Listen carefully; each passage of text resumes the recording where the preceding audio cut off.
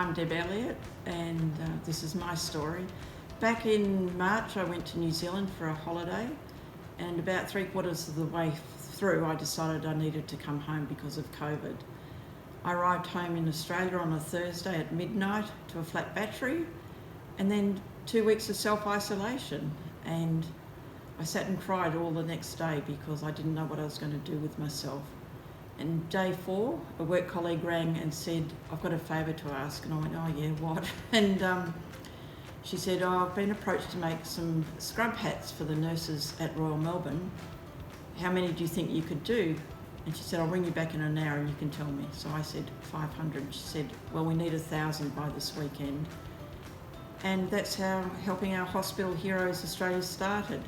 I rang a few friends and they rang a few friends, and by the next day I think I had 500 committed to. Then we decided to go to Facebook and have a Facebook group, and it just grew from there, and it became exponential very quickly.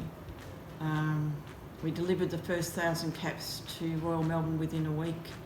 Next hospital was Box Hill, and we did 1,000 for them the next week. I had people sending me material and elastic, and I was redistributing it to our sewers. We had sewers from all over Australia. We had demand from all over Australia. It was just huge, and it was just such a sense of camaraderie, people feeling like they belonged, that they had a sense of purpose from this really weird situation that most of us had never experienced and probably shall never experience again. In the end, we did 17,000 caps and sent them to hospitals all over Australia. We were so proud. We're all proud. I've met some wonderful people through it. I've made some wonderful friends, people I never met before and would have never have met before. And all of this was auspiced by a number of Rotary clubs throughout Australia, but kicked off by one nurse from Royal Melbourne Hospital in Sunbury, who was a member of the Sunbury Rotary Club.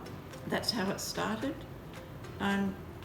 We did that for about 3 or 4 months. We wrapped up at the end of June. We still got a few hats into July, which we've distributed. We don't have a backlog. We have 0 hats around, which is good. That was our aim, to distribute all our hats. Then some of us went on and made masks, and I personally made 200 masks and distributed them to family and friends in aged care hospital. But you wonder how I coordinated a project that big. I'm a project manager by training, and it's just been a joy.